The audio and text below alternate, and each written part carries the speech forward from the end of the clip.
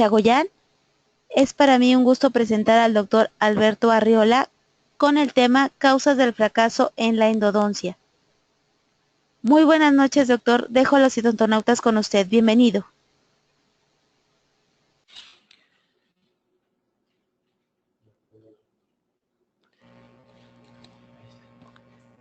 Buenas noches a todos. Es un placer para mí estar compartiendo con ustedes en esta ocasión. Y antes que nada quisiera agradecer la confianza, la invitación que me hicieron tanto el doctor Antonio Herrera como el doctor Enrique Chagoyán. Y lógicamente felicitar a nuestra bella presidente de AME, también felicitarlos a todos por la labor que han hecho por nuestra querida asociación AME. Y a todos ustedes también les agradezco su atención, a todos los valientes que me están escuchando, que van a resistir mi plática en esta ocasión. El tema, como nos decía la presentadora Diana, es causas de fracaso endodóncico.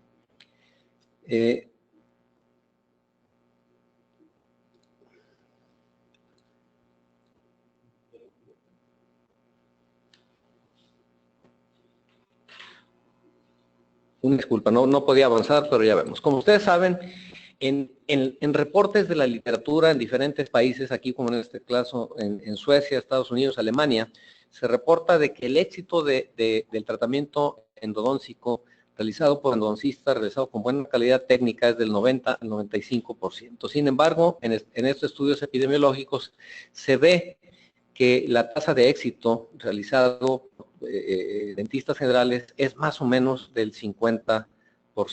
Este otro trabajo, Giuseppe Di Filippo y colaboradores, también haciendo estudio epidemiológico, vemos que la tasa de fracaso de dientes tratados endodónticamente con presencia de lesión periapical, el porcentaje es considerablemente alto.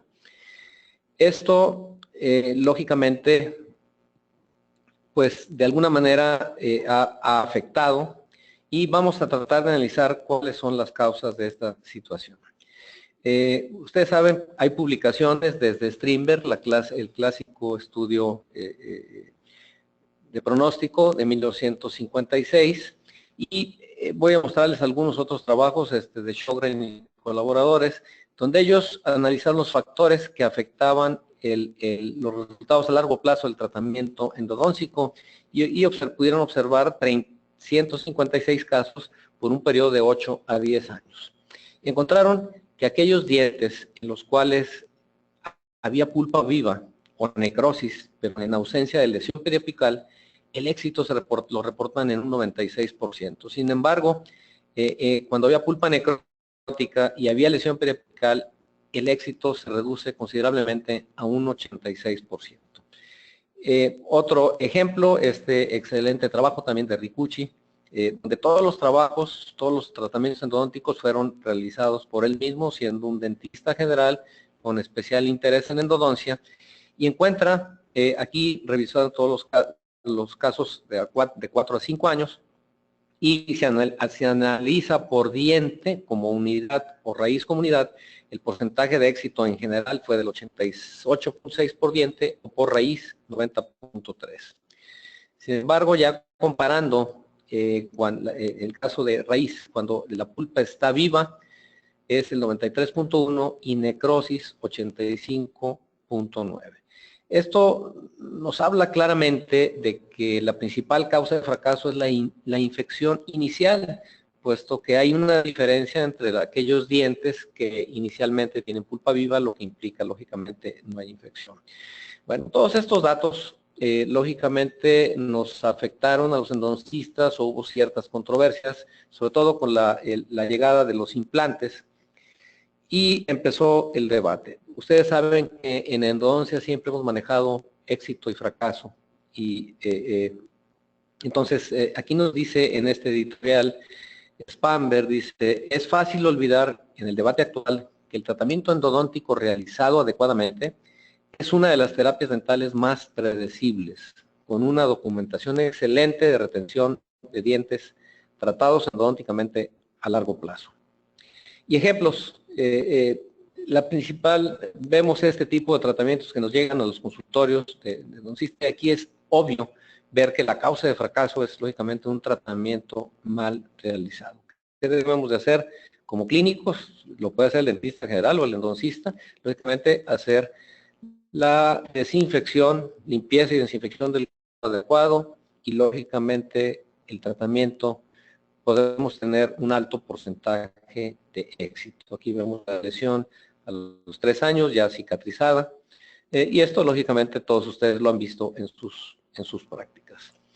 Este excelente trabajo no puede dejar de mencionarse en esta plática, ya que es un clásico, aunque es muy antiguo, de 1965, pero es el primero que nos hace ver con toda claridad y en una forma muy elegante la importancia que juegan las bacterias en la necrosis pulpar y en la formación de la lesión periapical. Ellos compararon dientes de ratas en laboratorio, algunas libres de gérmenes y otras convencionales, y se dan cuenta que en las libres de gérmenes, después de 7 días, puede haber empacamiento de alimento en la cavidad pulpar, pero nunca hay necrosis ni lesión periapical.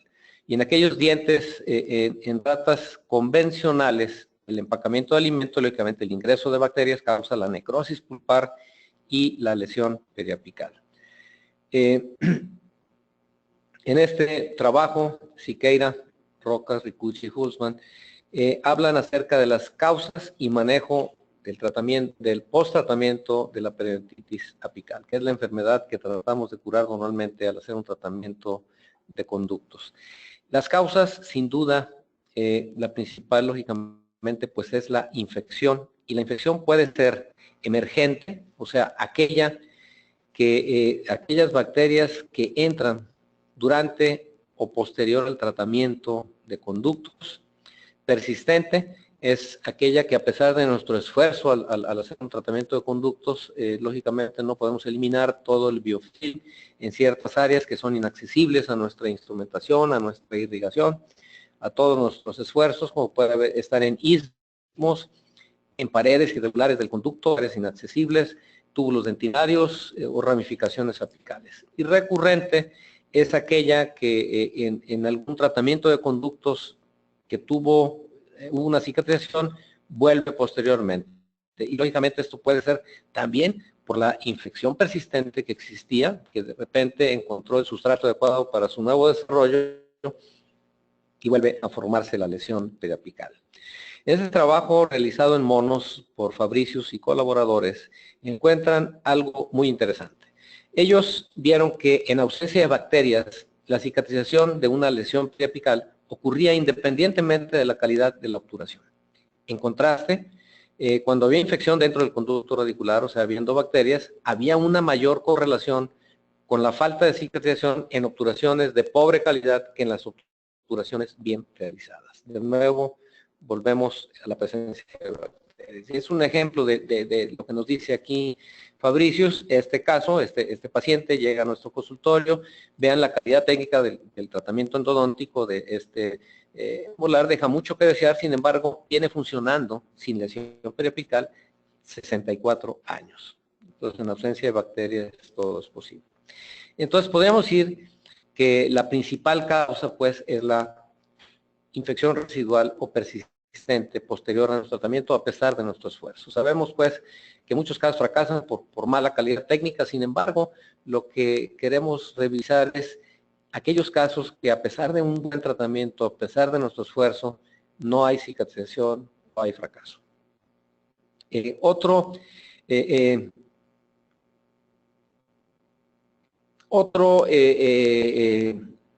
situación que se ha revisado en la literatura es la infección extraradicular. Sin embargo, en muchos artículos podemos llegar a la conclusión de que no tenemos una clara evidencia de que una infección extraradicular pueda existir como un proceso independiente de la infección intraradicular. ¿Qué queremos decir con esto? Que bueno, muchas veces se puede achacar a la infección periradicular, pero si se observa adecuadamente histológicamente, en la mayoría de los casos hay una infección también intraradicular, que la cual muchas veces supone que es el foco principal de la infección. Una de estas bacterias que se han correlacionado mucho con infección periradicular y que se le achaca pues fracasos endodónticos es el Actinomyces. pero podríamos decir al mismo tiempo pues que como entidad patológica autosostenida o proceso independiente todavía debe ser probado. O sea, la mayoría de los casos han sido reportados en la literatura, está basado en casos individuales. Y aquí tenemos un ejemplo, este tratamiento fue realizado en nuestra facultad por una alumna del posgrado, por recomendación del profesor de rehabilitación, el central fue extraído, se hizo el retratamiento de lateral, había un tracto sinusal, y a pesar del esfuerzo, como pueden ver en la radiografía superior derecha, es la radiografía final previa a la pisectomía, a pesar del grado de ensanchado, de haber usado en diferentes ocasiones hidróxido de calcio, ultrasonido, en este caso también se usó clorhexidina como enjuague final, vemos, bueno, el tracto sinusal no cicatrizaba, por lo tanto se hace la pisectomía. En la radiografía inferior izquierda vemos el final de la pisectomía y esta radiografía es 3 meses después. Al hacer el análisis histológico encontramos esta estructura, esta tinción es hematocilina y eosina, esta estructura semeja claramente o es el arreglo en que normalmente se acomoda en la actinomices. Y lo comprobamos aquí en esta tinción de Brown y Bren, que era precisamente a pesar del esfuerzo del operador, de la operadora en este caso, de hacer una limpieza completa y desinfección del conducto radicular, fue imposible eliminar totalmente la causa. Entonces, en algunas ocasiones esto sucede. No hay duda que si analizáramos el tejido periapical, en este caso, encontraríamos actinomices, pero la causa persiste, pues, en el interior del conducto radicular. Sin embargo, sí hay reportes de casos como este trabajo de Ricucci, Siquei de colaboradores, donde un caso clínico donde precisamente tuvo un tracto sinusal por mucho tiempo y vemos que hubo la necesidad de hacer también la pisectomía y vemos la gran cantidad de sarro o tártaro que está acumulado en la parte externa de la raíz y lógicamente una gran cantidad de biofilm acumulado en la periferia de la raíz. Es lógico que en casos como estos, sin duda que a pesar del mejor esfuerzo de una limpieza completa del conducto radicular y desinfección, pues, lógicamente tendremos que recurrir en esos casos a la apicectomía. También se menciona en la literatura causas no microbianas, lógicamente en posterior a tratamientos. Aquí estos autores se preguntan, ¿será esto realidad o mito? Se han mencionado, por ejemplo, causas endógenas como cristales de colesterol y quistes verdaderos o causas exógenas como reacción a cuerpo extraño, como materiales de obturación, puntas de papel, alimentos. Esto también todavía debe ser probado en una forma consistente, porque generalmente se encuentra también una relación con la infección intraradicular. Ejemplos de sobreobturaciones, bueno, tiene también excelente publicación, donde se analiza y vemos que la sobreobturación, y aquí vemos a los 7 años ha desaparecido el material, pues no necesariamente es causa de un fracaso. Aquí tienen otro ejemplo, una sobreobturación extensa que no nos gusta ver en nuestros pacientes.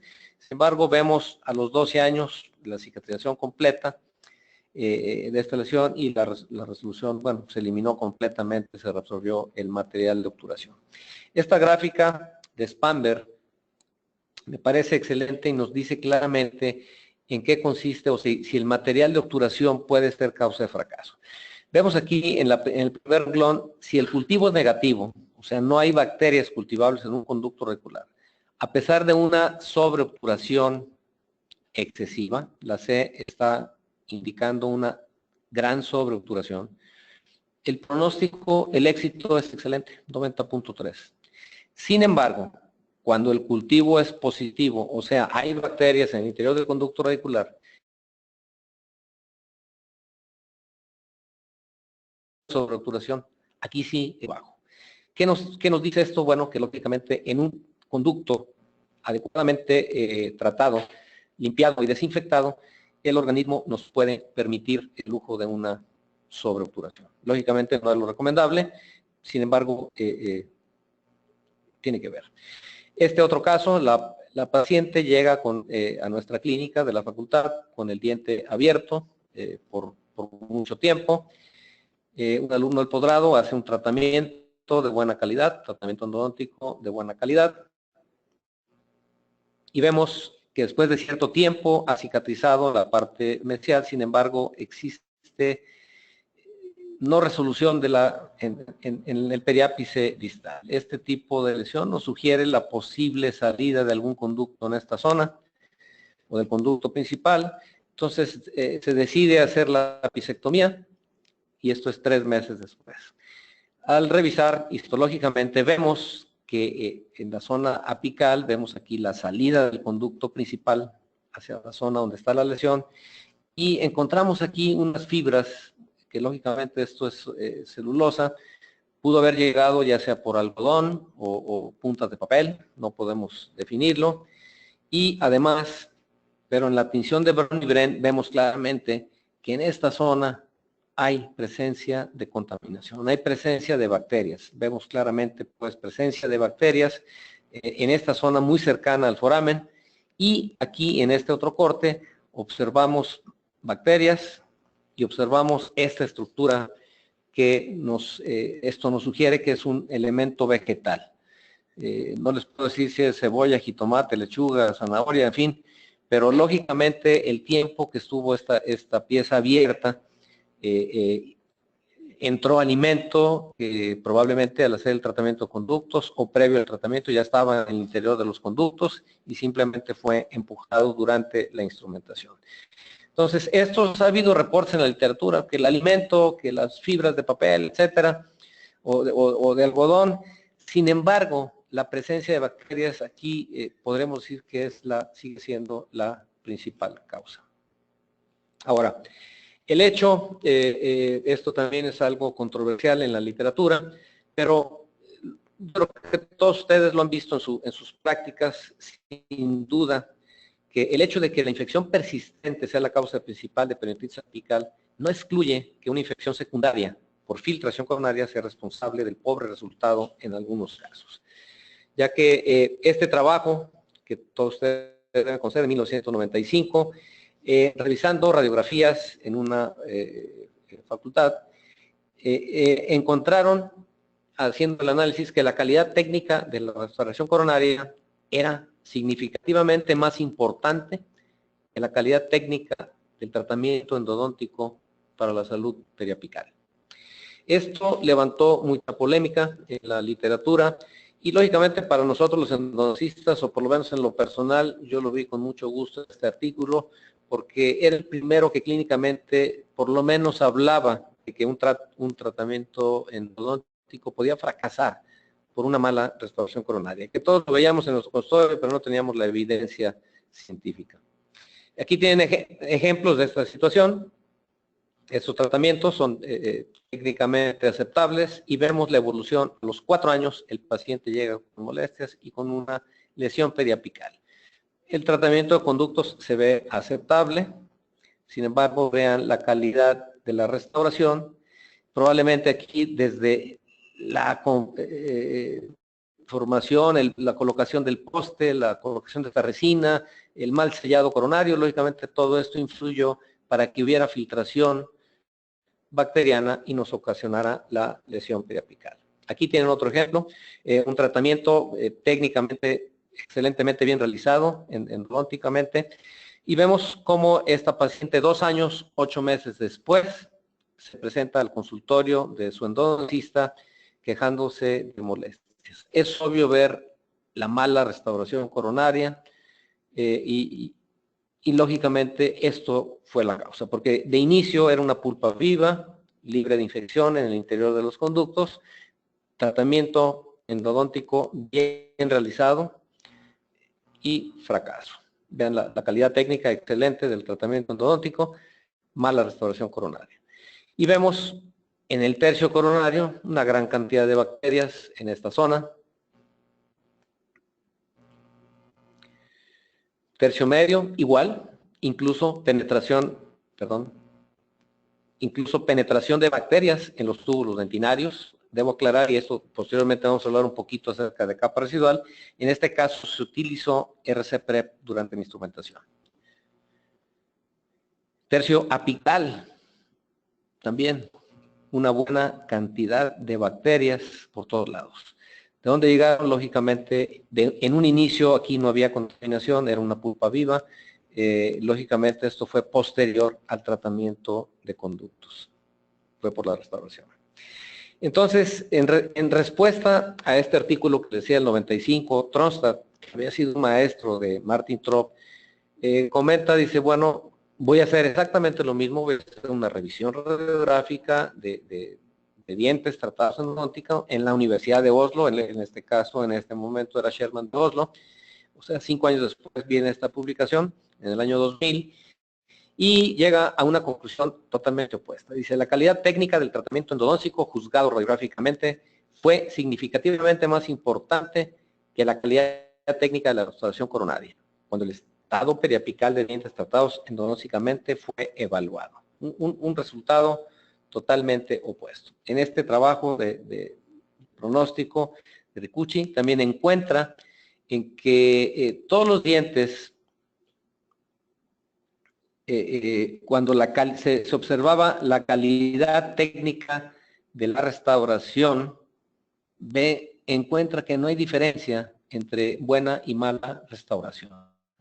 O sea, también contradice lo que había dicho Ray and Trop originalmente.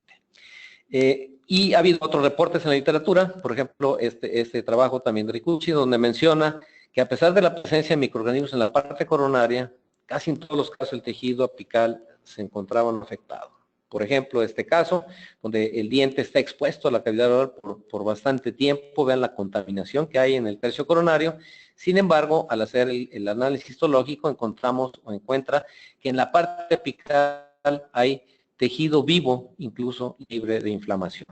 ¿Qué quiere decir? Que esto, que las bacterias, a pesar de esta contaminación coronaria, no han logrado penetrar. Otro ejemplo, un ejemplo clínico, este es un paciente que llega a mi consultorio, buen amigo de uno de mis hijos, hacemos el tratamiento de conductos, lo envío a hacer su restauración y a los 4 años llega en estas condiciones. Vean la destrucción coronaria que hay por caries. Sin embargo, hay salud aparente periapical en las 3 raíces a los 4 años.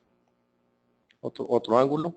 Observamos pues que a pesar de la gran contaminación que debe haber a nivel coronario, las bacterias no han llegado a causar problema periapical. Este otro ejemplo, este tratamiento también es realizado 4 años antes. El paciente llega quejándose de molestia, nunca se restauró, y vean, esta lesión es provocada por una fractura en dirección mesiodistal. Hubo necesidad de hacer la extracción. Aquí vemos las obturaciones, se ven sobre todo en la raíz mesial bastante corta. Sin embargo, vemos aquí, vemos el escalón a este nivel. Este es capa residual que debe estar empacada en esta zona, y este es el remanente de tejido conectivo laxo en la parte final de esta raíz mesial. Previo a esto, afortunadamente lo rescatamos, la laboratorista estuvo cortando en esta dirección. Aquí vemos los 2 conductos de la raíz mesial y como cosa interesante vemos aquí la cicatrización de un conducto, una ramificación apical, donde vemos que no ha cerrado totalmente a pesar de 4 años, pero la evolución ha sido favorable. Esta es la zona de cicatrización a nivel apical, esta es la capa residual que les mostraba, y de aquí hacia el foramen vemos tejido conectivo laxo. En esta tinción de Masson vemos perfectamente que no hay inflamación, hay un vaso sanguíneo aquí con una gran cantidad de eritrocitos, pocas células, probablemente fibrocitos, y una gran cantidad de fibras. Y a nivel del foramen, ausencia de inflamación. O sea, este caso, a pesar de no estar restaurado, a pesar de haber una gran contaminación coronaria, después de 4 años de no tener restauración, vemos salud histológicamente periapical. O sea, era un éxito radiográfico e histológico. Otro corte de este nivel, Brown y Bren, vemos ausencia de bacterias en esta zona apical. La raíz distal, lo mismo, capa residual a este nivel, cicatrización, y el remanente tisular en la parte más final. De aquí vemos un tejido libre de inflamación. O sea, excelente resultado a pesar de no haber una restauración coronaria. Otro ejemplo, esta paciente, 30 años después de que realizamos estos tratamientos, llega con ciertas molestias a mi consultorio. vemos este engrosamiento de la pared mesial del diente, me sugiere una posible fractura, quizá por el efecto de este puente cantilever, después de 30 años, bueno, causó un daño a este nivel. Y con buena intención, le dije, vamos esperándonos, la enseñé a limpiar adecuadamente toda esta zona, sin embargo, una semana después me llega con el puente en la mano y por recomendación de su rehabilitador se decidió hacer las extracciones. Vamos a ver algo de histología de este diente. Aquí vemos la lesión en la pared mesial causada por esa fisura a ese nivel. Vemos la gran contaminación que hay en el tercio coronario, en el interior del conducto, más o menos a este nivel. Aquí es donde estaba localizado el poste, ¿verdad? Vemos una gran cantidad de bacterias en esta pared. Gran cantidad de bacterias. Hay capa residual. Posteriormente vamos a hablar algo de la capa residual, pero observen, curiosamente, la capa residual de alguna forma está impidiendo el ingreso de bacterias a los túbulos dentinarios. En tercio más apical vemos una gran cantidad en ciertas paredes de capa residual. Aclaro que de inicio este tratamiento era una pulpa viva, lógicamente libre de infección, y vemos que las bacterias ya están llegando aquí en pequeñas cantidades al tercio apical. Interesante, me llamó mucho la atención en este caso. Vemos tres forámenes diferentes. Lo más seguro es que este sea el foramen principal, ya que aquí vemos una pequeña cantidad de capa residual provocada por la instrumentación y vemos la cicatrización excelente en las tres zonas. Entonces, a pesar de haber un fracaso coronario en este caso, endodónticamente seguía teniendo un buen resultado. Entonces, este autor, después en el 2002, entra a la discusión y dice, ambos, se va dirigido al artículo de Reintroop, al artículo de Kronstadt, dice, ambos están mal porque para poder calificar adecuadamente un tratamiento, una reconstrucción coronaria, es necesario que veamos al paciente. Entonces, él repite esta observación, pero citando a pacientes en su práctica, y llega a una conclusión muy interesante. La importancia de una buena restauración coronaria, así como una buena obturación del conducto radicular, debe ser enfatizada, ya que la calidad técnica de ambas influye en la condición periapical. Entonces, como han visto, cada caso es diferente, cada organismo es diferente, sabemos que la microflora puede variar de un individuo a otro, y es más, de un conducto a otro podría incluso ser diferente. Entonces, estamos conscientes de que el tratamiento endodóntico normalmente es realizado para prevenir, que es la terapia pulpar, el de pulpa viva, o para curar ya una enfermedad, que es el tratamiento de conductos radiculares, y esa enfermedad es la periodontitis apical, que está causada por la infección del sistema de conductos radiculares. En cuanto a qué hacer, bueno, cuando fracasamos, esto también ha sido discutido desde hace muchos años, y es interesante ver en esta diapositiva que desde 1898 un grupo de dentistas en una conferencia de educación continua en la Sociedad Dental de Hartford, Connecticut, llegan a la siguiente conclusión. La completa limpieza del conducto radicular es más importante que cualquier método de obturación. Sin embargo, me gusta más esto, digo, tiene toda la razón. Sin embargo, ya en el 2005, aquí Japasalo, nos da otro mensaje, un mensaje más completo. Dice, la limpieza y el tallado del conducto radicular es el factor simple más importante en la prevención y tratamiento de las enfermedades endodónticas. ¿A qué se refiere con factor simple? Bueno, a que el éxito o fracaso en endodoncia es multifactorial, sin duda. Nuestro principal problema es la infección, son las bacterias, pero yo entiendo que todos estos factores serían como los vagones de un tren. Si cualquiera de estos vagones se descarrila, pues lógicamente el tren va a fallar, el tren va a tener problemas, ¿verdad? Quizás sí, la locomotora, el motor es la parte más importante. Podríamos considerar, bueno, la limpieza, tallado y desinfección del conducto radicular es la locomotora, pero todos los demás vagones son importantes para el éxito o fracaso. Desde el aislamiento del campo operatorio, por ejemplo, muestro esta diapositiva, porque mi maestro Langeland, él decía, pues tiene ahí el monito, la mano en el portagrapas, decía, en mi escuela ni los monos nos permiten trabajarlos sin dique de hule, ¿verdad? Entonces, lógicamente, todos los factores, disculpen, lo debía haber mencionado al principio, cuando empecé a trabajar en esta plática, me di cuenta que era sumamente ambicioso hablar de todo en una hora. Entonces seleccioné algunos detalles y por eso en ciertas áreas voy con un poquito de prisa, en otras áreas lo vamos a resumir y lógicamente muchos puntos no se pueden tocar en una hora. Es un tema demasiado amplio, les pido una disculpa. Lógicamente, ¿qué factores van a influir? Bueno, desde el diagnóstico, el aislamiento, el campo operatorio, la desinfección de este campo, remoción de restauraciones previas, remoción total de caries y si es necesario volver a desinfectar, hay que hacerlo. Irrigación abundante durante todo el tratamiento con hipoclorito de sodio al 1%. Yo creo que esto es controversial. Hay quienes lo usan desde el punto 5 hasta el 5.5, quienes hasta el 6. Esto es controversial. Nosotros lo usamos al 1%. Ahorita voy a explicar un poquito más adelante el por qué. Una instrumentación adecuada en forma coronopical y usar medidas antisépticas y medicamentos de intraconducto en los casos que sean necesarios. Lógicamente, dependemos nuestro futuro de una buena restauración coronaria y lógicamente también de la higiene del paciente. Entonces, como clínicos entendemos que cuando hay pulpa viva, nuestro objetivo es la remoción aséptica del tejido estéril y evitar introducir microorganismos en el conducto reticular y el tratamiento es conveniente hacerlo en una sola cita. Cuando hay lesión preapical, pulpa necrótica y lesión preapical, tenemos que usar todos los medios posibles y habilidades para matar y remover las bacterias y sus productos proinflamatorios del sistema de conductos. Les decía, esto es controversial. ¿En qué me baso para usarlo al 1%?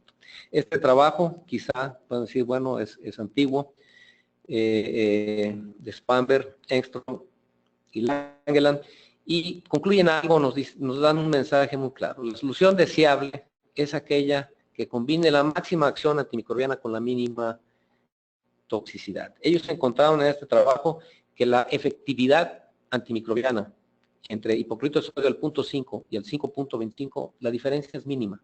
Sin embargo, la toxicidad es totalmente diferente. Es mucho más tóxico en cuanto se va aumentando la concentración del hipoclorito de sodio. Y dan un mensaje, para mí se me hace muy interesante, revisando la literatura, este mensaje muy actual, dice, la infección residual en un conducto radicular se debe mayormente a las dificultades para remover el sustrato para los microorganismos y no necesariamente indica la necesidad de agentes más activos o más agresivos antimicrobianos. En este trabajo, Siqueira, este trabajo es del 2014, le llama a ese concepto que estaban manejando Engström, Spanberg y Langeland en los años 70 como interferencia ecológica. Dice, es cualquier evento que cause daño significativo en el ecosistema, afectando a las comunidades y comprometiendo su sobrevivencia de alguna manera. Por ejemplo, erradicación de elementos clave en una comunidad llevará a un desastre ecológico para la comunidad entera, que finalmente resulta en la muerte de los miembros remanentes. De alguna manera, estos dos artículos nos están diciendo algo muy similar. Y quizá eso es lo que a futuro los investigadores tendrán que buscar, no tanto el aumentar la potencia de los antisépticos, sino interferir en la formación de esto. Este artículo, también clásico del 85, de Bistron y Sundquist, nos explican que la instrumentación e irrigación antibacteriana con hipoclorito de sodio va a dar cerca del 50% de los conductos libres de bacterias. El resto de los conductos contienen pequeños números de bacterias cultivables. Esto, sin duda, que sigue siendo una gran verdad, y aquí tiene un ejemplo de un artículo más actual, 2007, de Siqueira, donde en 13 dientes, en las muestras post-instrumentación, en 7 de 13 dientes todavía hay una pequeña cantidad de bacterias. Solamente en 6 lograron tener ausencia total o desinfección total del conducto radicular. Aquí tiene un ejemplo clínico. Este diente, hice yo este tratamiento. Esta raíz distal iba a ser removida por motivo periodontal. El periodoncista hizo la extracción de esta raíz 2 semanas después, hizo una obturación retrógrada con amalgama y vemos histológicamente lo que estaba sucediendo. Bueno, aquí esto es una ramificación, encontramos lógicamente pulpa viva, restos de dentina, partículas del cemento sellador, en la periferia también partículas de dentina, restos de cemento sellador, a pesar de que han pasado 2 semanas. Y en este corte, más o menos a este nivel, vemos en esta pared, encontramos aquí capa residual y pulpa. Entonces, bueno, ¿por qué no toqué esa pulpa? Lógicamente, es probable que si hiciéramos un corte transversal en este diente, veríamos que hay una hendidura y que nuestra instrumentación e irrigación es inaccesible a esta zona y es imposible que lleguemos a todos estos lugares. Entonces, la anatomía de los conductos, lógicamente, es un obstáculo que tendremos ayer, hoy y siempre. Entonces es muy elegante hablar de limpieza y tallado del sistema de conductos regulares, pero yo creo que sería muy ambicioso el pensar que lo logramos, por lo menos yo no, o en la actualidad tampoco. Bueno, el problema viene, habiendo pulpa viva no hay problema, vamos a dejar en esos dientes sí restos en ciertas zonas de conducto, de pulpa, perdón, que no podemos remover. Sin embargo, esa pulpa que queda atrapada entre las paredes y nuestra obturación se van a cruzar, pero en ausencia de bacterias esto no va a causar ningún problema. El problema viene cuando ya hay necrosis, hay presencia de bacterias en los conductos y lógicamente esto va a ser la causa de la lesión periapical. Entonces en estos casos decíamos hay que usar todos los elementos posibles a nuestro alcance para remover la mayor cantidad de bacterias. Este fue el inicio, en mi opinión, pues del uso en esta forma, se le llamó irrigación pasiva ultrasónica del conducto reticular. Posterior a la instrumentación y desinfección del conducto, se hace esta irrigación. Actualmente se cambió el término porque el término pasivo causó controversia. Se llama irrigación activada ultrasónicamente. O sea, es un enjuague final del conducto donde se pone la solución y se activa un instrumento en forma ultrasónica. Este trabajo lo hizo en la escuela la doctora Manteca, y ella encontró, eran dientes extraídos por motivo ortodóntico, premolares específicamente, y a pesar de todo su esfuerzo, en algunos dientes encontramos restos de pulpa, aquí lo tienen ver, y vemos que no es pasiva porque lógicamente forma pequeños escalones, y en esta corte, en esta zona es interesante, que muy probablemente es una hendidura, porque vemos que lógicamente aquí se instrumentó, vean, hay ausencia de capa residual, o sea, sí es efectivo el ultrasonido para remover la capa residual, vemos aquí paredes muy limpias. Sin embargo, esto, aquí podríamos decir, estudiar la pulpa perfectamente, vemos dentina, predentina, capa odontoblástica, zona libre de células, el estroma de la pulpa, etcétera. El resto del conducto se ve limpio. ¿Qué es aquí? Bueno, es probablemente que haya aquí una hendidura y es imposible, a pesar de todos nuestros esfuerzos, de eliminar completamente. Otro caso, vemos los escalones, vemos paredes en general muy limpias, libres de capa residual, gracias al ultrasonido. Sin embargo, habrá zonas en que no. Este trabajo lo hicieron algunos alumnos en la facultad, también en el posgrado. Se analizaron 50 dientes, esto se hizo durante 2 años. La característica eran dientes con necrosis pulpar y lesión periapical. La muestra 2 significa una vez hecha la instrumentación e irrigación con hipoclorito de sodio al 1%. Encuentran en que en 26 de los 50 todavía hay bacterias cultivables. Esto coincide con la literatura, con el trabajo de Bistrom. O sea, aproximadamente el 50% estamos dejando bacterias. Después de hacer una irrigación, en ese tiempo todo se llamaba irrigación pasiva ultrasónica, con hipoclorito de sodio del 1% y posteriormente con EDTA 17%, 20 segundos en cada conducto, hubo una disminución de 26, lograron 11 de 50 dientes, donde ya solamente en 11 había bacterias cultivables. Y el uso de hidróxido de calcio, que también es controversial en la literatura, vemos que después de una aplicación de 7 a 10 días, de 50 dientes, solamente en 4 había todavía bacterias cultivables. En este trabajo del 91, este grupo de autores encuentran que posterior a una semana de uso de hidróxido de calcio es suficiente para eliminar todas las bacterias del conducto. Ellos sí encontraron que después de una semana, ausencia total de bacterias en el conducto. Y interesantemente ellos dan seguimiento a un buen número de dientes a largo plazo y encuentran la importancia de obturar un diente obteniendo previamente un cultivo negativo. La diferencia es enorme en aquellos dientes donde previo a la obturación había cultivo negativo, las posibilidades de éxito eran del 94%.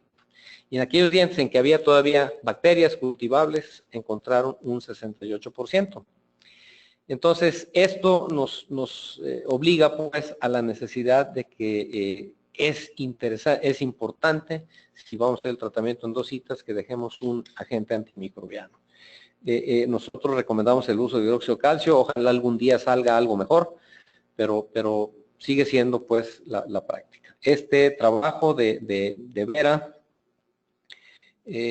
bueno, hay varios autores aquí, Vera, Cruz, Bettina Flores, Nancy Fernández, Ricucci y Simona, su esposa, junto con José Siqueira, llegan a la conclusión, después de hacer tratamientos en una sola cita y haciendo la extracción de las piezas, la importancia pues de un agente antimicrobiano entre citas para maximizar. En aquellos dientes donde se usó el antibacteriano se vieron una mucho menor cantidad de bacterias.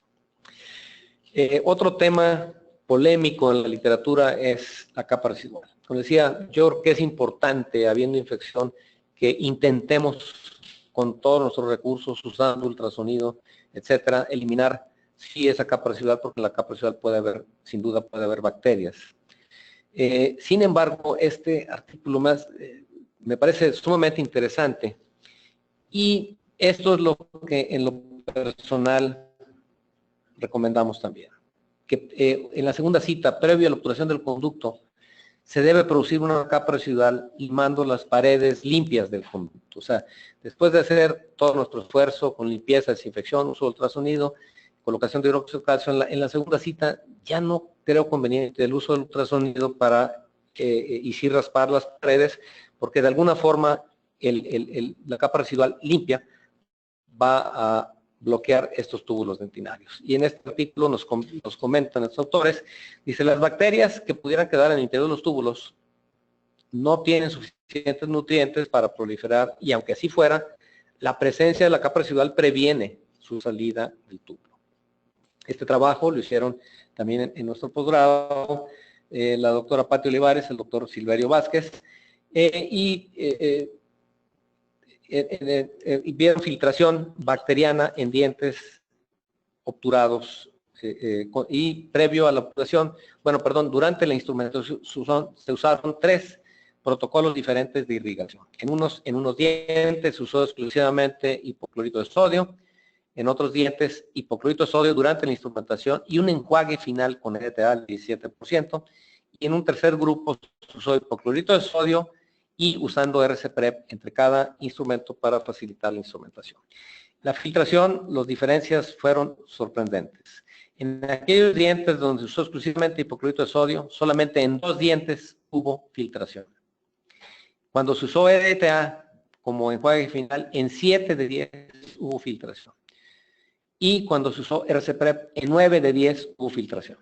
Yo sé que los estudios de filtración han sido atacados, han perdido valor. Sin embargo, aquí esta muestra nos marca una verdadera tendencia, pues, de la importancia de no abrir los túbulos dentinarios. Este caso se había mostrado antes.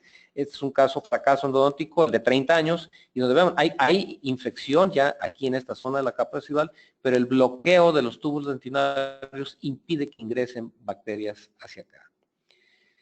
Otro ejemplo, en este caso, aquí este tratamiento lo realizamos en el 87, aquí ya tenía 8 años. Como pueden ver, aquí su dentista, sin hacer retratamiento, desobturó, puso un poste. Aquí ya van 17 años y finalmente fracasa. A los 20 años hay una gran cantidad de caries. Protésicamente ya no era conveniente salvar estos dientes. Vean la destrucción que hay y se decidió hacer extracción e implantes. Vean, la obturación se ve, bueno, se ve al ras, sin embargo, realmente era una sobreobturación. Aquí sería un ejemplo más de que nuestros materiales de obturación no son causa de fracaso, no habiendo infección dentro del conducto radicular. Y es más, en este caso, el organismo intentaba bloquear, intentaba rodear esta gutapercha. En la literatura me encontré un artículo con algo similar. Aquí vemos con microscopía electrónica, esto es gutapercha, y vemos un intento del organismo de rodear ese material. Sin embargo, no puede ser la causa de fracaso. Y vemos aquí la gran cantidad de capa residual, como decía, en caso de pulpa viva, bueno, pues van a quedar restos de pulpa, células, fibras, etcétera, restos de dentina, pero no hay bacterias. Esto va a bloquear aquí y realmente esto no va a ser la causa del fracaso. Vean la gran contaminación que hay en tercio coronario, una gran cantidad de bacterias en el interior del conducto radicular, donde estaba el poste, obviamente. Vean ya más hacia tercio medio, hacia apical, gran cantidad de bacterias. Sin embargo, no hay penetración de bacterias en los túbulos dentinarios. Bacterias, todo esto que se ve azul, no hay penetración de las mismas a los túbulos dentinarios. En otra pared, igual, bacterias, no hay penetración a los túbulos dentinarios. Y de hecho ya estaban llegando las bacterias prácticamente al foramen. En pequeñas cantidades, si esto hubiera permanecido lógicamente con el tiempo y con una mayor carga microbiana, se hubiera formado una lesión periapical. Sin embargo, estaba funcionando. Les mostré este caso hace rato donde se usó RC-PREP y vean la penetración de bacterias en túbulos dentinarios. ¿Qué sucede? Bueno, el problema del EDTA es que va a abrir el túbulo dentinario y lo va a fracasar. Desde el 78 del Río mencionaba que había diferencia cuando se usaba RC-PREP a no, y quizás se lo achacaba él en ese momento a los componentes que tiene, como los materiales, ceras, etcétera, que permanecen en el conducto y que permiten la filtración. Pero lógicamente aquí también esto lo podemos relacionar, y en el trabajo de Olivares y Vázquez podemos ver pues que va a haber mayor filtración cuando usamos EDTA o RC-PREP. El límite apical, pues también se ha discutido mucho en la literatura. Yo creo que afortunadamente en México tenemos un consenso general y la mayoría creemos que la obturación debe ser, o aceptamos que la obturación debe ser corta del foramen, que radiográficamente sería de 1 a 2 milímetros corto del ápice radiográfico. Sin embargo, pues la distancia recomendable del foramen es de 0.5 a 1 milímetro del foramen, ¿verdad? Vemos tradicionalmente en artículos también clásicos, de Strindberg, que ve que la sobreobturación tiene un 10% menos de posibilidades de éxito que cuando se obtura 1 milímetro corto del ápice radiográfico. No voy a tener en ciertos detalles.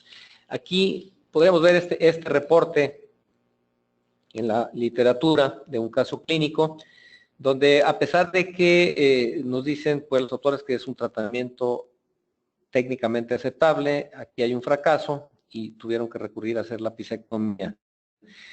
No sé, como clínico, qué opinen ustedes, pero para el tamaño de lesión, a mí me gustaría ver un poquito más ensanchado esta porción apical.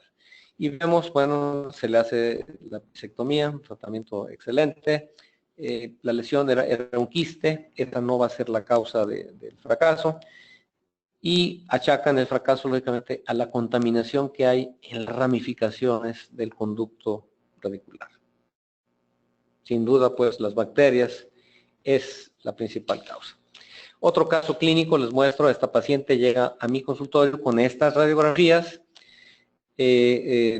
Como ven, esta es la primera radiografía que le tomo, ya le habían hecho un retratamiento, hay una lesión de tamaño bastante considerable, aquí tienen otro ángulo de tamaño bastante considerable, y lógicamente nuestro primer intento al haber un fracaso, de preferencia vamos a hacer el retratamiento, y en este caso sobre todo había aquí un problema de tipo periodontal por falta de contacto en esta zona.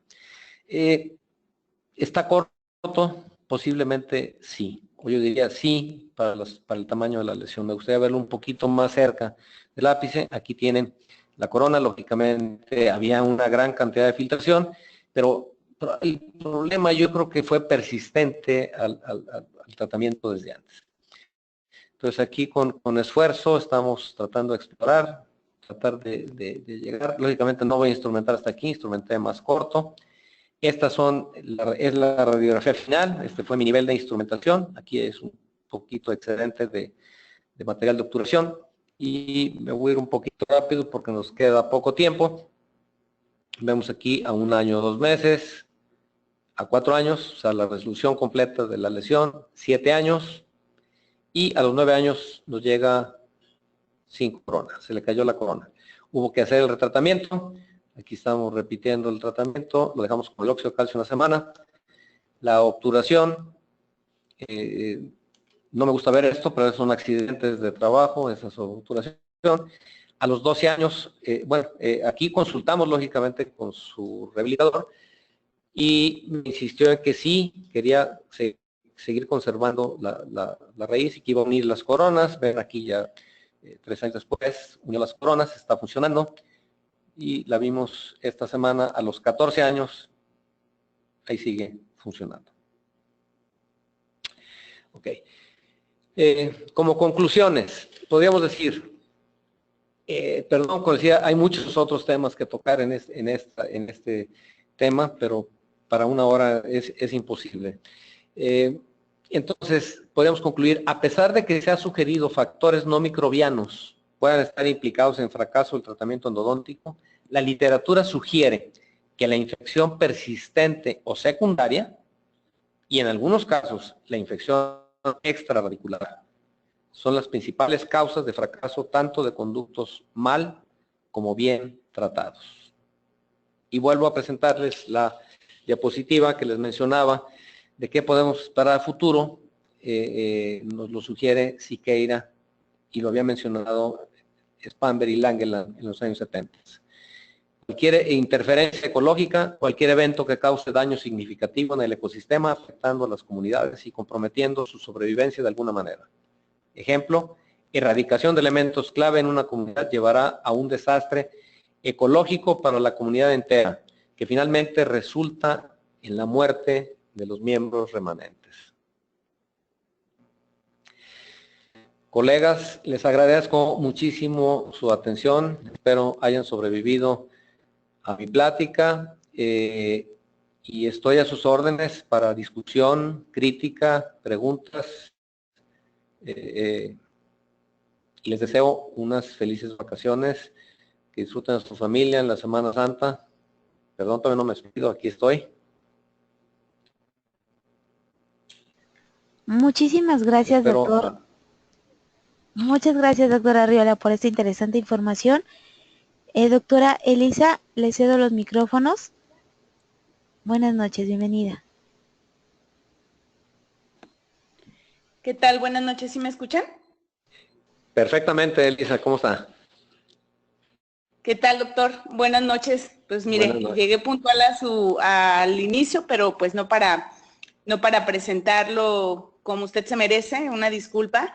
Ahí tuvimos problemillas con la computadora también de Toño y Quique, pero bueno, pues la verdad es que yo nada más rápidamente le quiero agradecer su tiempo, su disposición y bueno, pues la verdad es que siempre es un honor escucharle, aprenderle, o sea, somos muy, muy afortunados aquí en México de tener a alguien como usted, no solo por la escuela que usted tiene y de donde usted aprendió pues tantos conceptos, sino por su pasión por el área y por su pasión por transmitirnos todos sus conceptos. Entonces, yo sé que haber hecho este tema en 1 hora, en donde hay tantas preguntas y tantas cosas por analizar y discutir, tanto histológica como clínicamente, pues es todo un reto, ¿no? Entonces, pues toda mi admiración, doctor. Muchísimas gracias por haber aceptado esta invitación. Y bueno, pues desde acá le mando un abrazote y le voy a ceder el audio a Toño para que le demos su reconocimiento. Le mando un abrazote, gracias. Igualmente, doctora, el agradecimiento es mío, el honor es mío, les agradezco a ustedes tres, como dije al principio, la confianza de permitirme hacer esta presentación y admiración es recíproca para todos ustedes, doctora, por la labor que hacen en AME, nuestra querida asociación, y también le mando un abrazo y mi agradecimiento.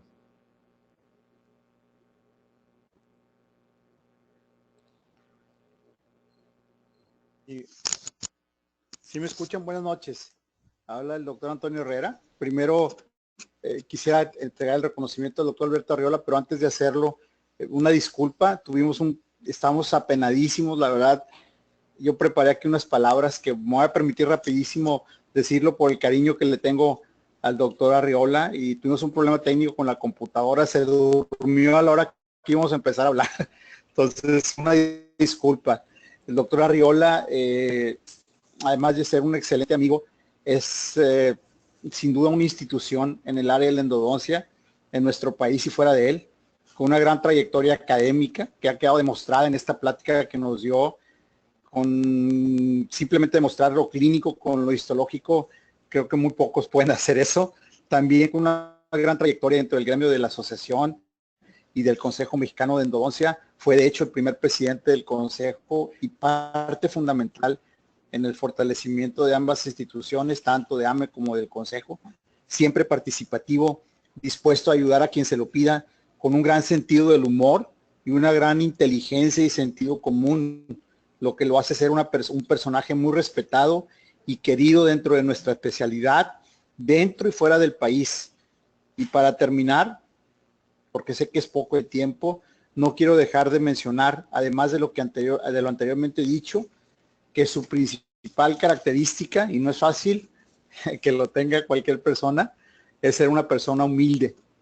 Decía Rabindranath Tagore acerca de la humildad: cuanto más grandes somos en humildad, tanto más cerca estamos de la grandeza. Beto, eres un grande, gracias por haber aceptado nuestra invitación y te reiteramos una disculpa, te pedimos una disculpa por esta falla. Entonces, la Asociación Mexicana de Endodoncia otorga presente reconocimiento al doctor Alberto Arriola Valdés por su impartición de la plática el 6 de abril del 2017 durante el seminario SABE, Causas del Fracaso de la Endodoncia, y firma el Consejo Directivo AMSAC. Muchas gracias, Beto. Muchísimas gracias a ustedes, Toño. También te mando un abrazo, mis respetos y muchísimas gracias por tus palabras. Ya no le sigas porque me la voy a creer, ¿eh? De eso se trata, ¿no? Tú sabes que es la verdad, mi Beto.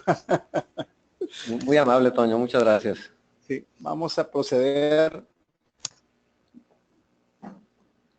Es la próxima conferencia. No sé si aquí, Diana, vaya a haber algún para cuestiones de encuesta. ¿No va a haber nada, Diana? No, doctor, ya se acredita directamente el CADI con la conexión a la plataforma, y quienes lo hicieron vía Facebook, les pedimos únicamente nos hagan llegar vía inbox su correo y su nombre completo. Perfecto. Entonces, ya nada más gracias, permitimos, gracias. ¿Puedo hablar? Sí. Ok, ya nada más para el próximo 4 de mayo, la última conferencia de este programa del periodo de la doctora Elisa Betancourt. Va a estar con nosotros la doctora Claudia Dávila Pérez, de la ciudad de San Luis Potosí, con el tema de urgencias en endodoncia. Excelente conferencista, ¿verdad? Y ganadora del Premio Nacional de Investigación varias veces en AME. Entonces, vamos a cerrar con esa conferencia. Y ya nada más por último, pues reiterarles nuestra invitación al Congreso Nacional, que ya va a ser del 7 al 10 de junio del 2017, ya falta poco. ¿Está bien? Algunos de nuestros conferencistas se los estoy mostrando: el doctor Perrot, el doctor Silvio, ¿sí? Mario Zuolo, el doctor Shannon Patel, y también pues invitamos creo que todavía está abierta, ¿no?, la convocatoria para los premios de fotografía clínica, científica, artística, nuestro Premio Nacional de Investigación, que el doctor Arriola en muchas ocasiones ha sido ha participado con nosotros, y creo que es todo. Sí, entonces aquí vamos a proceder ahorita a preguntas, ¿verdad? Doctor Chagoyán, le paso al doctor Chagoyán el micrófono para que él proceda a hacer las preguntas. Muchas gracias, doctor Antonio. Pues, sin más preámbulo, nos vamos a pasar al periodo de preguntas y respuestas, ¿ok?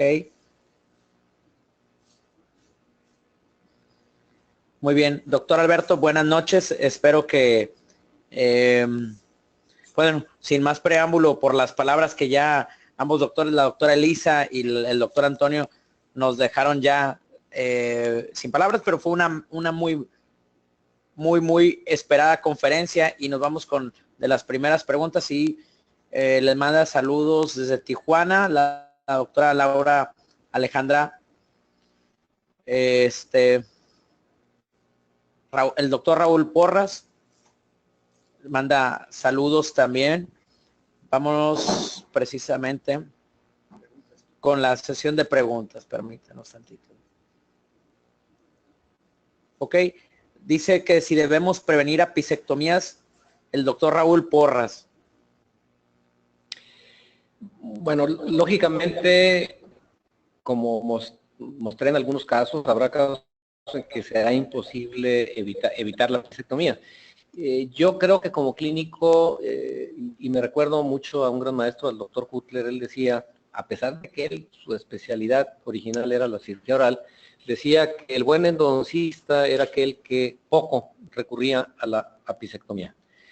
Y lógicamente habrá casos en que por imposibilidad técnica, digamos, de remoción de un puente, el paciente no quiere, o vemos que es lo mejor posible, pues tendremos que hacer sí la apicectomía, pero en los casos en que se pueda hacer el tratamiento, yo creo que debe ser la primera opción. No sé si esto conteste la pregunta, doctor. Yo creo que sí, doctor. Más que nada, como usted lo dijo y lo mencionó, que la idea es pues tratar de evitar la apicectomía. Digo, hay ocasiones en las que no son los casos.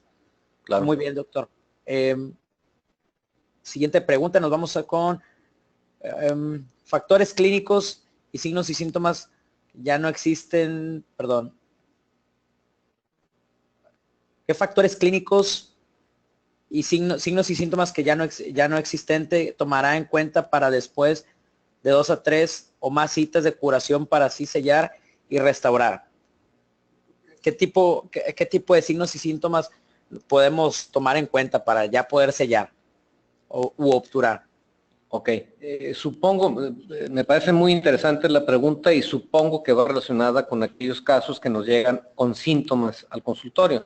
Y bueno, me da la oportunidad de comentarlo porque no hubo tiempo durante la plática. Es lógico pensar que un absceso periapical es un caso típico de infección extraradicular. O sea, las bacterias ya están más allá del conducto radicular, están en el periápice, o hay bacterias en el periápice, no necesariamente quiere decir que sea la causa de la infección. Lógicamente, en estos casos, nuestro primer objetivo es reducir el dolor, y en la primera cita tenemos que cumplir el principio médico que nos dice, en el caso de un absceso, pues, ¿cuál es el principio médico? Eliminar la causa y quitar el dolor y drenar. Entonces, ¿cómo eliminamos la causa? Con una limpieza y desinfección completa del conducto radicular, como lo mencionamos, o sea, instrumentación completa, uso de ultrasonido al final, etcétera. Y, lógicamente, es importantísimo que haya un drenado, que haya exudado purulento. Generalmente se logra a través del conducto y si no, pues será necesario hacer una incisión. Lógicamente, los síntomas agudos deben desaparecer. Al paciente normalmente lo citamos al día siguiente. Si ya no hay dolor, si ya hay un control del exudado, en ese momento ya podemos medicar completamente el conducto. Bueno, desde la primera cita dejamos medicamento, lógicamente, pero no completamente ocupando el espacio del conducto radicular, porque queremos un espacio donde haya paso para el exudado y no tenga dolor el paciente. Si al segundo día o tercer día hemos controlado, se deja el químico, en este caso hidróxido de calcio, y 7 días después Lo normal es que ya no haya dolor y se pueda hacer la obturación final. Muchas gracias, doctor. Teníamos otra por aquí, permítanos. Por acá teníamos otra pregunta, ¿qué tan efectivo era el uso del rayo láser, doctor? En el conducto radicular, obviamente. Ah, sí, porque yo iba a contestar que para anunciar el circo está muy efectivo.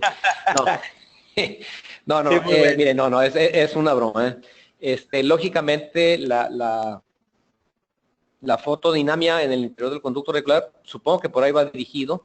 Sí. Sin duda que tiene mucho futuro también en endodoncia. Se usa al igual que el ultrasonido, pues que la activación de la agitación ultrasónica del líquido del conducto.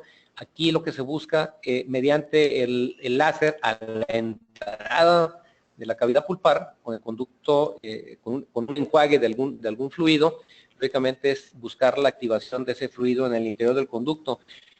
Yo creo que es tan bueno o quizá ligeramente mejor que el ultrasonido, pero lógicamente es una inversión muy alta para un consultorio. No creo que actualmente valga la pena hacer la inversión.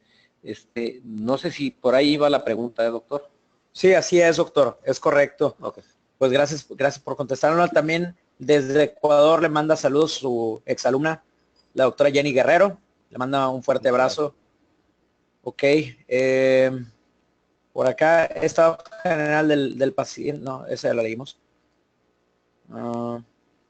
En un diente con lesión periapical donde se haya fracturado un instrumento y se haya ido a los tejidos periapicales, ¿se debe realizar inmediatamente una apicectomía o puede reparar a pesar de que el instrumento esté en los tejidos? El paciente se encuentra totalmente asintomático. Saludos. Muy buena pregunta y digo, afortunadamente no lo he visto clínicamente en mis manos, pero podemos suponer y la respuesta sería lo mismo.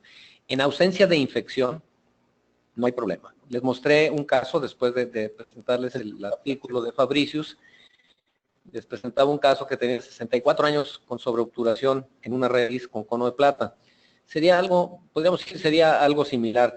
Si el conducto quedó adecuadamente desinfectado y sellado y ese instrumento está en el periápice, bueno, pues el organismo podría tolerarlo perfectamente bien. Cada caso, como decía, es diferente, pero si hay infección residual en el conducto, sin duda que este caso va a requerir de una apicectomía. Pero yo creo que como caso clínico, si está asintomático y la lesión periapical está cicatrizando, vale la pena hacerle seguimiento. Lógicamente, si la lesión permanece, o sea que aquí sería, por eso me gusta esta pregunta, si la lesión a los 6 meses está igual o ha aumentado de tamaño, sin duda que es conveniente ya hacer la apicectomía. Pero si va reduciendo la lesión, pues hay que darle seguimiento. Ok, perfecto, doctor. Aquí hay otra muy buena y dice que proporciones de agua y cloro recomienda para preparar el hipoclorito, refiriéndose a obviamente el porcentaje, ¿no? Mire, hay que sacar cuentas, ¿no? El hipoclorito de sodio, normalmente lo que nos dice el fabricante viene al 5.25%, por lo menos el Clorox. Lógicamente, lo ideal sería que algún químico nos lo preparara y tenerlo nosotros en pequeños envases color ámbar y abrirlo casi para cada paciente. Pero digo, esto lo haría costoso, pero la proporción, si vamos a reducir, es cuestión de echarle números y más o menos son 4. A ver, déjame ver. Estaría a sacar cuentas, ¿eh? No lo hago yo en mi consultorio, lo hace mi asistente. Tengo cuatro tantos de agua por uno de hipoclorito. 4-1. Ok. ¿Cuál es el tratamiento cuando se produce accidentalmente una perforación lateral en tratamiento de conducto? Pregunta la doctora Florestela. Yo creo que se refiere a una transportación. Sí, o perforación. Lógicamente aquí, siguiendo los lineamientos que mencionábamos previamente, si tenemos perfectamente aislado, desinfectado el campo operatorio, y ojalá que no se haga la perforación en un conducto que esté demasiado contaminado. Lógicamente la acción es, si se hizo la perforación, tratar de controlar, usar antiséptico, se puede perfectamente usar hipoclorito de sodio al 1%, secar con material estéril la zona y lógicamente actualmente tenemos un material excelente que es el MTA para tratar de bloquear esa zona de la perforación. Si por algún motivo la manipulación del MTA sea imposible durante esta cita, bueno, pues localizar adecuadamente el conducto, instrumentarlo, quizás si va a dejar, si el caso lo amerita, la medicación intraconducto por una semana, se puede colocar hidroxiocalcio y en la siguiente sesión, trabajando en la forma aséptica recomendada, hacer el sellado de esa perforación con un material parecido al MTA, ya sea hay materiales, hay varios materiales, pues está el biodentin o el MTA sería perfectamente usable. Muchas gracias, doctor. También tenemos otra pregunta por acá. Hoy en día, ¿considera indispensable el uso de microscopio para el tratamiento de conductos? Manda salud la doctora María Isabel Parra. Gracias. Bueno, yo no podría decir indispensable, porque entonces diría que el que no tiene microscopio no puede hacer tratamiento de conductos, y los hicimos durante muchísimos años. Muy recomendable, sin duda. Esta pregunta me recuerda, en una ocasión tuvimos hace algunos 5 o 6 años a Noah Kivian de Estados Unidos en nuestra reunión de la Sociedad de Ciencia en Endodoncia, y él decía, es una persona, él debe tener actualmente unos 85 años, me imagino, espero no estarle echando de más al doctor, pero más o menos, y en ese tiempo todavía estaba ejerciendo, y decía que él le había tocado pues una gran cantidad de avances en la endodoncia, desde el uso de lupas, radiovisiógrafo, el níquel titanio, el ultrasonido, etcétera, etcétera, etcétera, que a muchos de nosotros nos ha tocado, a mí también, aunque no tengo tantos años, pero me tocó también toda esa evolución, me tocó usar todavía limas de acero al carbón. No lo considero indispensable, pero bueno, pero decía, no, aquí bien, doctores, en este momento, si me quitaran del consultorio cualquiera de los aditamentos, podría seguir trabajando, pero si me quitan el microscopio, me jubilo inmediatamente. Ese valor le daba a la importancia del microscopio por la comodidad de trabajo, la visibilidad que tenemos, la postura. Sin duda que es un placer trabajar con el microscopio y nos ha cambiado. Pero tanto como decir es indispensable, creo que me vería muy mal con ese comentario, ¿no? Es muy recomendable y ojalá que todos pudiéramos tenerlo, pero es entendible que nuestra economía pues no siempre nos lo permita, pero yo creo que sí debe ser un objetivo a buscar para todo endodoncista, y ojalá que todos lo tengamos algún día. Ok, muchísimas gracias, doctor. Sí, pues es la idea, ¿no? Nos preguntan por acá que si entonces usted recomienda el uso exclusivo solo de hipoclorito sin EDTA. Sí, les comentaba, yo sé que esta situación es muy controversial y habrá quien me dice que estoy mal. Les mostré casos clínicos y les mostré referencias bibliográficas del por qué en lo personal creo que no es conveniente el uso del EDTA. El EDTA no es nada nuevo, el EDTA lo puso, o el primero en recomendarlo fue Nigar Osby, ya hace muchísimos años. Tiene sentido, empezamos a entender el uso del EDTA hasta hace algunos años, porque antiguamente se usaba como una irrigación alternándola con el hipoclorito de sodio, hasta que a alguien se le ocurrió y se menciona, ¿sabes qué? No se debe usar así porque el EDTA va a causar una disminución en el efecto solvente y en el efecto antimicrobiano del hipoclorito de sodio. Entonces, ¿qué hace el EDTA? Claro que es muy efectivo para remover la capa residual, mucho más efectivo. Sin embargo, el objetivo final de nuestra instrumentación es precisamente remover la capa residual y limpiarlo mejor el conducto. El doctor Rubén Rosas tiene un trabajo, no lo he visto, es comunicación verbal, pero donde él encontró que con el puro hipoclorito, activándolo ultrasónicamente, es suficiente para remover adecuadamente la capa residual. Entonces, he visto y les mostré casos, pues, clínico, histológicos, donde vemos claramente la diferencia y el estudio de Olivares y Vázquez, donde ellos muestran que hay mucho mayor filtración en aquellos casos donde se usó previamente el EDTA, porque lógicamente va a agrandar la entrada de los túbulos dentinarios y posiblemente esa sea la causa por la cual permita mayor filtración. Le repito, yo sé que hay quienes están totalmente en desacuerdo conmigo, pero bueno, yo tengo que decirle y en qué me estoy basando, o sea, no es que crea, me estoy basando en evidencia científica, en artículos y en casos clínicos histológicos. Muchas gracias, doctor. Les mandan muchos saludos desde Argentina, la doctora Claudia Del Vecchio, también desde Campeche, desde Morelia, y nos hacen otra pregunta muy interesante. ¿Con qué mezcla el hidróxido de calcio para llevarlo al conducto? Bueno, la solución ideal es el agua.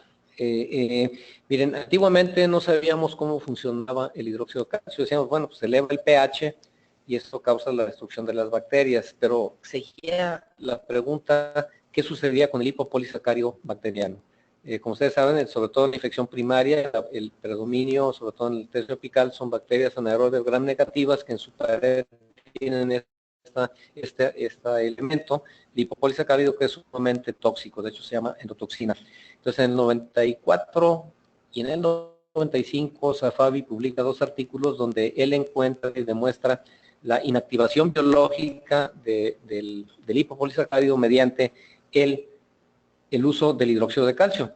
Entonces, él encuentra que para que suceda esto, el hidróxido de calcio necesita que haya una liberación efectiva de sus iones, tanto de calcio como hidroxilo.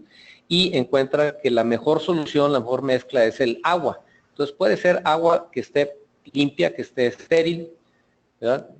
Se trata de desinfectar, entonces el agua es el mejor medio de mezcla para el hidróxido de calcio.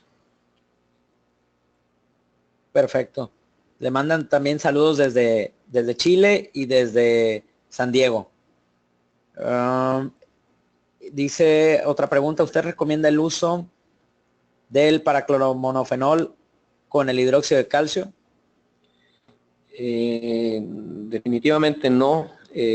Miren, no era pues el tema de hoy, pero hay los implantes de teflón, copitas de teflón en hueso, en cobayos. Me tocó trabajar durante el posgrado, no me tocó a mí hacer ese experimento, pero tengo diapositivas de Spamberg, donde él muestra, por ejemplo, diferentes mezclas del hidróxido de calcio, colocando el material mezclado en la copa de teflón e insertándola en hueso, que tiene sus ventajas sobre los implantes subcutáneos, ya que este implante queda fijo en el hueso, no hay movimiento, se evita la inflamación por irritación del movimiento de esto.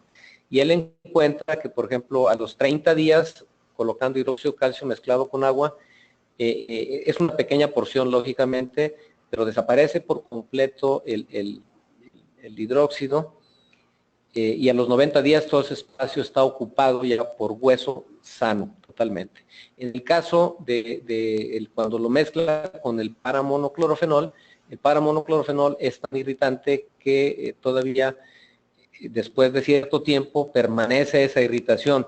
No digo que clínicamente vaya a ocasionar un fracaso, pero no nos está ofreciendo ningún beneficio más que la toxicidad tisular.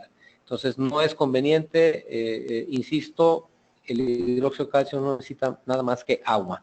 Hubo un tiempo en que nosotros también usábamos la clorhexidina, yo pensando, bueno, es más fácil tener un material antiséptico. Sin embargo, discutiendo esto con el doctor Safai, me decía, bueno, si la estás usando pensando en sustituir como agua, está perfecto, pero no pienses que estás aumentando el poder antiséptico del hidróxido de calcio con esto, porque la clorhexidina en un pH alto se disocia y pierde toda su actividad. Dejamos de usarlo por toda la controversia que hubo en la literatura respecto a la formación de PC. PCA, perdón, gracias, en la interacción que existe entre la clorhexidina y el hipoclorito de sodio. Entonces, de nuevo, pues yo creo que el agua es el material más conseguible y es suficiente, es lo más conveniente. Perfecto, doctor. El doctor Herrera le quiere hacer una pregunta. Permítame tantito. Sí, gracias. Beto, buenas noches. ¿Qué opinas del uso? Ya ves, para algunos casos de tratamiento hay por ahí, inclusive nuestra buena amiga la doctora Jenny Guerrero utiliza mucho lo que es el ácido cítrico en casos de retratamiento, ¿verdad? Tiene un protocolo que utiliza el ácido cítrico y lo utiliza al momento que están removiendo, ¿verdad? Los restos de gutapercha y eso, con supuestamente buen efecto clínico. ¿Tienes alguna experiencia en cuanto a esto? No, Toño, pero sería muy interesante la pregunta. Jenny creo que nos está escuchando, ojalá que nos mande un correo a ti y a mí para que nos dé la respuesta, ¿no? Ya está, ya está. No tengo experiencia, te lo agradezco la pregunta. Gracias, Beto. ¿Cerramos? Sí, ok, le paso. Muy bien, doctor. Le mandan muchos saludos al doctor Hugo Trujillo desde Michoacán. Nos comentan que ya está casi el tiempo encima, entonces tenemos una pregunta más. Dice que qué tan... Saludos desde el Estado de México y dicen que qué tan efectivo es el usar rayo láser en una pulpa necrótica. Bueno, eso ya lo habíamos leído. Sí. Pero bueno, ya nada más para corroborarlo, ¿verdad? Y realizar en un sellado la entrada del conducto para garantizar el éxito del tratamiento de conductos sin importar la calidad de la rehabilitación. Más que nada, que si existe la posibilidad, ¿no?, de realizar un sellado en la entrada del conducto para garantizar el éxito de nuestra endodoncia, sin importar la calidad. De la calidad de la restauración, supongo. Bueno, es buena idea y se ha reportado esto en la literatura, pero pues tendríamos que usar un material superior al que estamos usando, ¿no? Se puede hacer sin duda, ¿no? Pero quizá ahí un material que ahorita ya casi nadie usa sería con resultados excelentes, sería la amalgama, pero ya es complicado que alguien decida a esta altura usarla, ¿no? Doctor, y una pregunta personal, que en su uso diario, ¿qué prefiere mejor, pues, si colocar torunda de algodón o un pedazo de teflón? ¿Te refieres una vez terminado el tratamiento? Una vez terminado el tratamiento. Muy buena pregunta. Mira, yo creo, tenemos la costumbre, pero a veces abusamos de la confianza, como les mostré un caso de un paciente mío que a los 4 años me llega sin restauración. Sí. Pero normalmente de mi consultorio sacamos la cita con el referidor y nuestra recomendación es que vaya lo más pronto posible. Que no pase de una semana, de 7 días. Entonces, siendo así, creo que sí podríamos dejar la torunda de algodón y, lógicamente, el material provisional que sea lo más profundo posible, por lo menos unos 3, 4, 5 milímetros de espesor, y esto lo hacemos con la intención de facilitarle al dentista, pero lo del teflón lo he escuchado, nunca lo he usado. Nosotros en la facultad, como a veces no es posible que el paciente sea atendido pronto, a veces tardan en dar la cita del departamento de rehabilitación, etcétera. Entonces, los alumnos, la indicación que hacemos es que dejen Provisit o Cavit hasta el fondo, hasta la entrada de los conductos, y los últimos 4 milímetros con ionómero.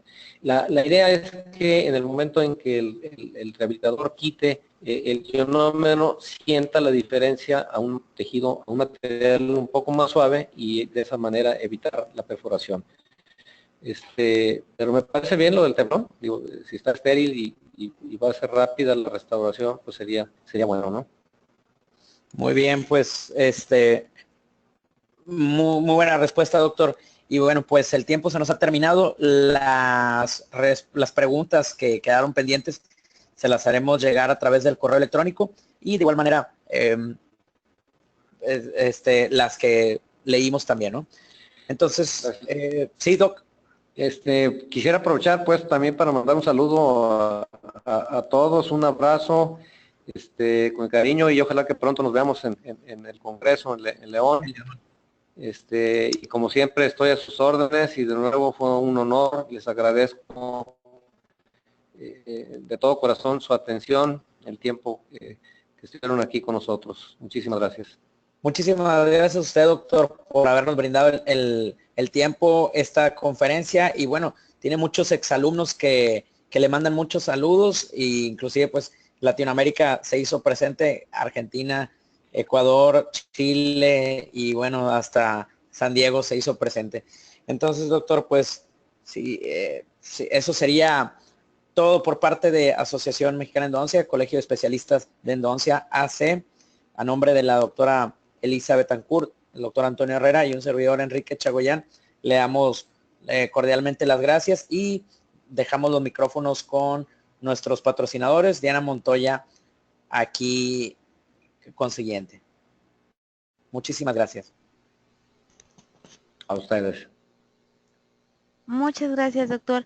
Agradecemos a nuestros queridos amigos de COA Internacional, Asociación Mexicana de Endodoncia, Colegio de Especialistas en Endodoncia, AC.